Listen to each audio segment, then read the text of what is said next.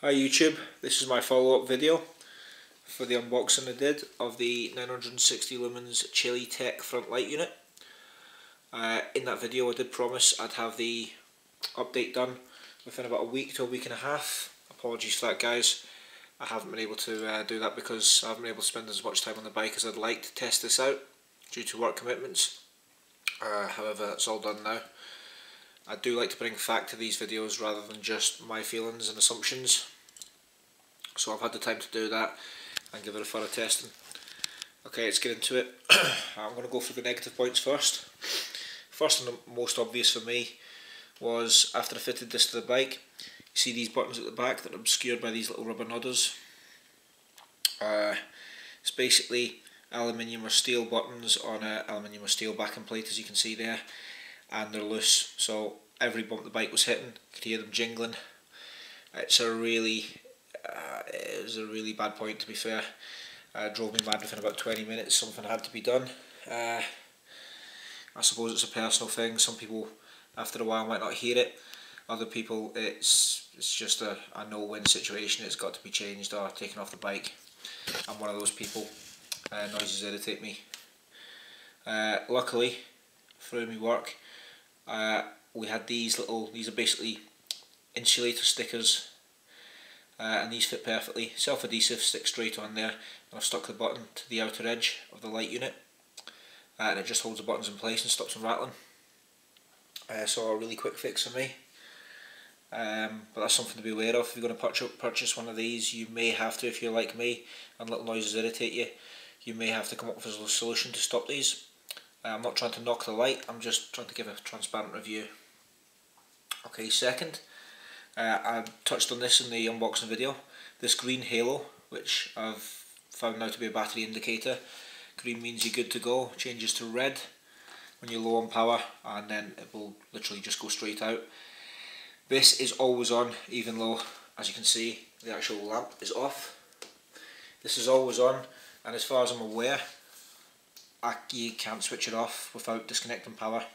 So obviously the batteries for this are in a pouch here. This is the large battery pack, the 4400 milliamp job, and it connects with this connector, goes up to the head unit, and while this is connected, this will always be on and draining power.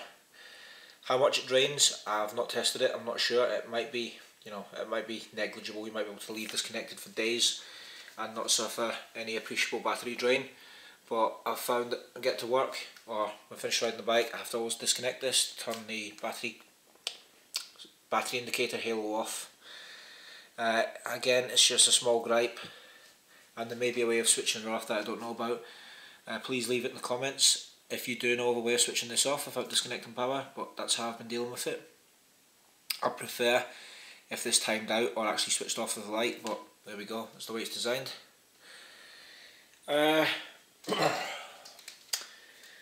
Other gripes, I've depleted this and recharged it maybe 4 to 5 times now, and I found the manufacturer's stated run times don't quite tally up with what I'm actually getting.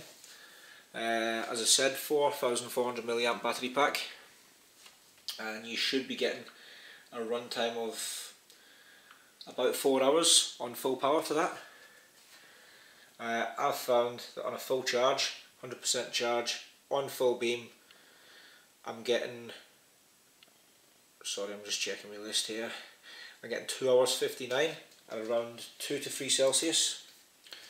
So I'm getting 3 hours basically, I'm getting an hour short, so I'm getting 75% of what I've been quoted. Again, that might just be me, and then may improve slightly as the battery beds in, if you like. Another couple of stats for you.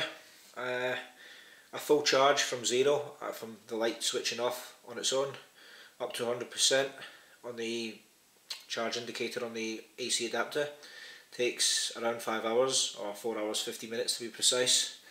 Actually timed it. And when you're actually out riding and you do get the battery warning, so what will happen is you'll be out riding, you'll be on full beam, and this halo on the back will go red. If you don't change your settings. You leave it on the 960 lumens. You'll get 21 minutes or around about 20 minutes before the light turns off and there's no more power available. You will get about 40 to 45 minutes if you switch down from 960 to the next setting down, which I think is 430, 470, around that. So it's half of 960, so you get about double the runtime. And obviously if you switch down to the economy setting under that, you'll get substantially more. And if you switch the light off completely and go for the DRL, then obviously you're going to get, again, substantially more to get you home. But if you don't switch it off, you'll get 21 minutes after the low battery warning. Good points about the light. It's a directional beam. In other words, I keep it like this, aimed down at the floor, and I can pretty much get away from it on full power on roads with oncoming traffic and not dazzle anybody. Do, however, dip the beam to the medium setting if I do have cars approaching, just to make sure I don't dazzle anybody, or if it's convenient, I'll just put a hand over the top of the light just to kill the beam from rising too far just as the car passes. Aesthetics. It's the first separate head unit and battery combo I've ever had on my bike, but again I was looking for the longer run times, so I found it's not too bad if you take a little bit of care in how you mount the battery. Obviously this bit, the battery harness itself looks a little unkempt, a little untidy. Wrap the wire around here. This is the charger side I've wrapped around here. I could tidy that up a little bit, I may do in future. Had to leave this fairly accessible because obviously I have to unplug it in order to put the AC charger in, and that was my solution for running the cable up to the head unit. Just wind it round there, makes it look a little bit neater and it's not flopping around and getting caught up. Easy use. Very easy to use. 2 buttons. Once you work out what they do, no issues. Got DRL, daytime running lights, on permanently, which is nice and bright. You can have it flash, switch that back off. Button on the right, main beam, 960 lumens, 475, and I think 200 lumens for the bottom, for the economy set. And also you can use daytime running lights with that, so you can have, that's the economy setting we're on now. Let's get the camera to focus, there we go. That's the economy setting we're on now. You can have that flashing as well, so you've got a little bit of side on visibility as well as having your beam on the floor, which is good. I like that option. Up. And that's the other, you can actually have the main beam flash as well. Hold on to it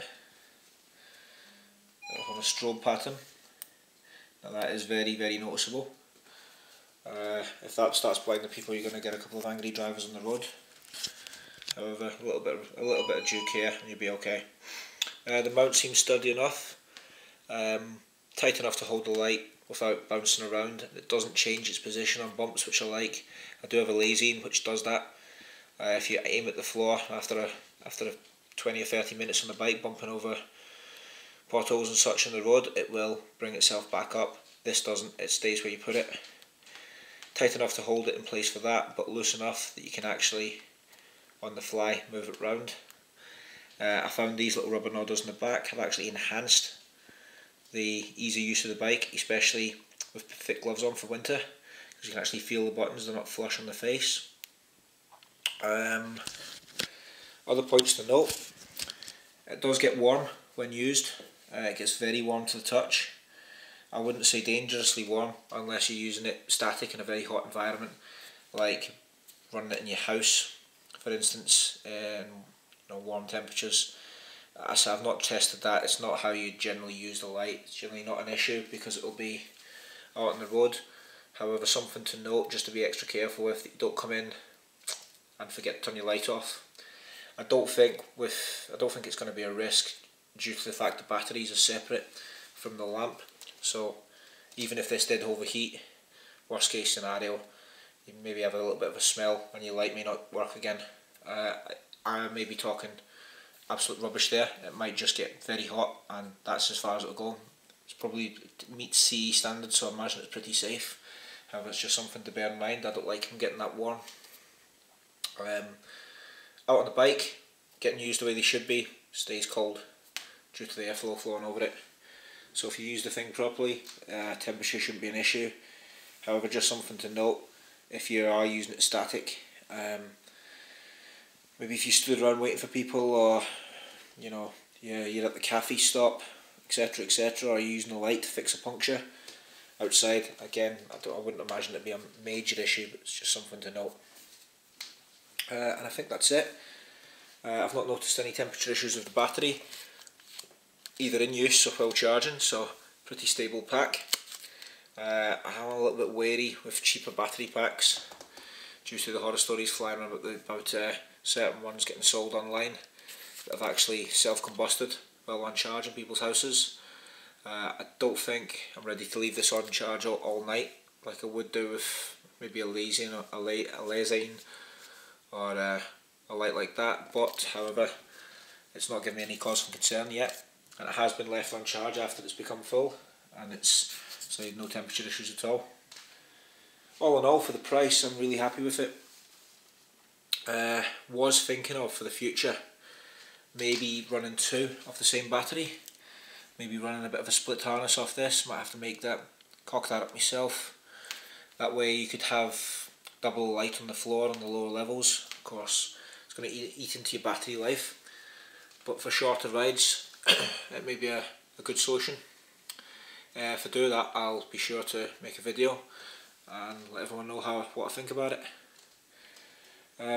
If there's any questions, just leave them in the comments as usual, and I'm sorry if I've bored you. If you like this video, give it the thumbs up, you know, the usual stuff. Thanks for watching.